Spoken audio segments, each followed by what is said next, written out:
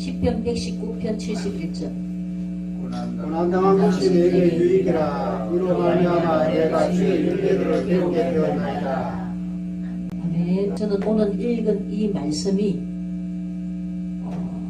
제 인생 여정길에서 우리 하나님께서 저에게 은혜로 깨닫게 해주신 부분이기 때문에, 그래서 제가 하나님께서 저에게 고난을 통해서 저에게 주신 은혜, 우리들에게 고난을 허락하시는 하나님의 그 이유를 깨닫게 된 것입니다. 때로는 물질적인 연단, 질병의 연단, 사람으로부터 이런 모든 연단들이 하나님이 우리를 천국 백성으로 만드시기 위한 사랑이었습니다. 그래서 첫째는 하나님께서 우리에게 고난을 주신 이유가 우리 육의 사람이 성령의 사람으로 변화되기 위해서, 세상 매경과 쾌락을 하나님보다 더 사랑한 것을 다 벗어버리고 오직 예수 그리스도 한 분만을 만족하고 그분으로 인하여 그분과 함께 우리가 이 땅에 살면서 천국의 삶을 살아가는 것입니다. 두 번째는 좁은 마음을 넓혀서 넓은 마음이 되게 하시는 것입니다. 제가 예수 믿기 전에는 자존심이 너무 강해가 남한테 요만한 소리도 듣는 거 싫어하고 하는 것도 싫어하고 굉장히 자존심이 강했는데, 하나님이 계속 제 이 자아를 죽이는 훈련을 하시니까 내가 바보가 되어 가더라고요. 근데 하나님은 제가 바보가 될수록 더 영적으로, 영의 사람으로 성숙되게 만드시더라고요. 그렇기 때문에 우리들에게 하나님이 원하시는 것은 예수 그리스도의 장성한 분량이기까지 우리가 믿음이 성숙되어서 예수님의 신부가 되게 하시는 겁니다. 그래서 우리가 어려움을 통해서 자존심과 교만이 부서지고 이해와 용서하는 자로 넓은 마음을 갖게 하시는 것입니다. 세 번째, 하나님은 우리에게 고난을 허락하신 이유는 우리를 겸손하게 하시는 것입니다. 고난을 통해서 내 힘으로 할 수 없다는 것을 깨닫고 전적으로 하나님을 의지하게 하셨습니다. 저는 내 힘으로 무엇이든지 할 수 있다고 생각했어요. 근데 하나님이 너는 너 힘으로 할 수 있다는 그것이 교만이다 그러시더라고요. 그래서 지금은 제가 하나님 내 힘으로 할 수 있는 것이 아무것도 없습니다. 하나님이 은혜가 아니면 살 수가 없고 하나님이 도와주시지 않았으면 할 수가 없습니다. 그래서 주님만 의지하니까 오히려 하나님께서는 더 큰 기적을 베풀어 주시더라고요. 그 다음에 우리들에게 고난 허락하신 이유는 우리들에게 강하고 담대한 믿음을 갖게 하십니다. 아멘. 핍박을 하면 할수록 더 믿음이 강해지는 거예요. 제가 죽고 사는 거는 하나님 손에 달렸더라. 마귀가 아무리 죽이려고 그래도 하나님이 살리시려고 그러면 마귀가 데려갈 수가 없는 거예요. 제가 분명히 이 남편이 목을 졸았을 때 수면 넘어갈 앞이 도래 안 보였어요. 그런데 손을 탁 놓는 거예요. 생명은 하나님 손에 달렸고. 그래서 제가 죽음이 두렵지 않아요. 그 뒤로는. 그래서 담대히 노방에 나가서 찬양 전도하면서 거기서 뭐 방해하는 사람 많아도 영권으로 그냥 강하게 하나님이 다 이기게 하시는 거예요. 그 다음에 하나님이 우리 고난을 허락하신 이유는 우리의 신앙을 성숙하게 하셔요. 우리가 아픈 만큼 성숙해진다고 하잖아요. 성숙하게 만드시기 위해서 고난을 주시고, 그 다음에 여섯 번째로 우리에게 고난을 허락하신 이유는 우리를 의의 병기로 서시기 원하셔서 하나님이 고난을 허락하시는데, 교만하여 서임받고 버림당하지 않기 위해서 하나님이 고난을 통해서 우리를 낮추시는 것입니다. 사도 바울에게 하나님이 육체의 가시지를 주셨습니다. 질병이 떠나기를 기도했으나 내 은혜가 내게 족하도다. 이는 내 능력이 약한 데서 온전하여 침이라. 그래서 그 사도 바울의 가시를 하나님은 거둬가지 않으시고 허락하신 이유가 사도 바울이 자고하지 않기 위해서.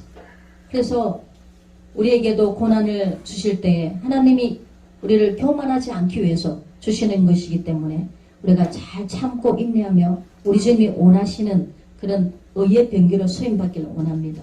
아멘. 그 다음에 고린도서 9장 26절 17절 말씀 보면 나는 다름질 하기를 향방 없는 것 같이 아니하고 싸우기를 허공을 치는 것 같이 아니하며 내가 내 몸을 쳐 복종하게 하면 내가 남에게 전파한 후에 자신이 도리어 버림을 당할까 두려워합니다. 사도 바울이 내가 다른 사람들에게 복음을 전한 이후에 하나님께 오히려 버림당하지 않기 위해서 날마다 자신을 말씀에 쳐 복종시킨다고 했습니다. 저도 전도사 시절에 제가 열심히 전국적으로 다니면서 집회를 했습니다. 근데 하나님은 제가 열심히 주의 일하는 것도 기뻐하셨지만 저와 하나님 관계가 먼저 우선적이라는 걸 깨닫게 해주셨습니다. 제가 바쁘게 그래 쫓아다니다 보니까 말씀과 기도가 등한이었어요. 근데 98년도에 제 혈액성 늑막염으로 병원에 입원을 하게 됐는데, 그때 하나님께서 제가 성경책을 병원에 가져갔는데 성경책을 품에 안으라 그러시는 거예요. 그래서 제가 성경책을 품에 안는 순간 제 눈에는 하염없는 눈물이 흘렸고, 내가 왜 하나님을 멀리 했던고 그러는 거예요. 제가 노방 찬양 전도 집회 다니고 열심으로 했는데 내가 하나님과 멀어진 삶을 살았다는 거예요. 저는 그때 하나님께서 저에게 깨닫게 해주시지 않으시면 지금도 제가 하나님이 원치 않는 넓은 길, 멸망의 길을 걷고 있었을 거예요. 그래서 그 성경책이 얼마나 사랑스러운지, 이 말씀이 곧 예수님이잖아요. 하나님이잖아요. 이 말씀대로 순종하며 사는 것이 하나님과 함께 걷는 길이더라고요.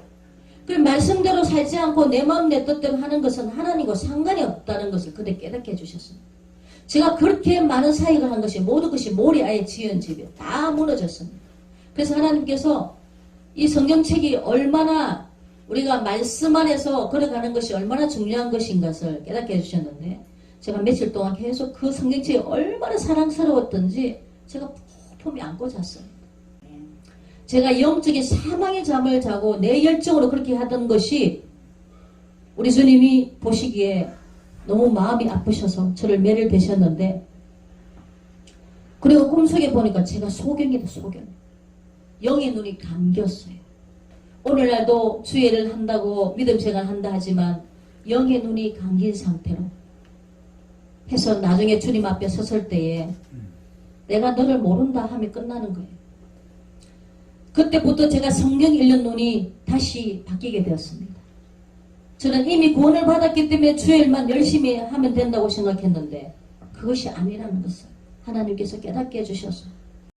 그리고 하나님께서 우리에게 고난을 허락하신 이유는 고난당하는 자를 위로하는 도구가 되게 하시는 것입니다. 내가 아프고 고통당하고 배고파 봐야 다른 사람들의 심정을 알 수 있기 때문에 하나님은 나에게 그것을 다 겪게 해주셔서 말하지 않아도 다른 분들의 그 모든 것들 제 마음에 오는 거예요. 그래서 하나님이 너는 이 세상에 사랑하는 법을 배웠느냐? 우리는 율법의 완성인 사랑, 이 사랑은 영원한 것이잖아요. 믿음, 소망, 사랑. 그런데 사랑은 아무나 할 수 없는 것이. 너무나도 지금 보면 마지막 때라 라오디게아 교회의 실적이라 미지근한 상태, 너무 이기적이고 욕심과 사랑이 식어가는 이 시대에 우리는 정말 다시금 주님 앞에 믿음으로 일어서야 될 점이 있습니다. 우리는 세상의 빛과 소금 역할을 감당해야 되고 정말 하나님의 그 원하신 뜻 가운데 영혼들을 하나님께로 인도해야 되는데 세상에 사망의 잠을 자고 있고 아직도 영적으로 깨어나지 못한 주여 주여 한다고 해서 다 천국 가는 것이 아니기 때문에 성경 말씀 그대로 우리는 지금은 마지막 때라 정신을 차려야 될 때에 좀 있습니다. 덤과 기름을 준비한 자만이 우리 주님 앞에 공중혼인잔치에 참여할 수 있기 때문에 지금 보면 마지막 때를 얘기하면 다 이상하게 생각하는데 우리는 성경에 있는 그대로는 하나도 빼지 말고 더하지도 말고 그대로를 전해야 되는 거예요. 지금 시대의 마지막 때 주님 오실 때가 다 됐기 때문에 우리는 영적으로 준비를 해야 돼요.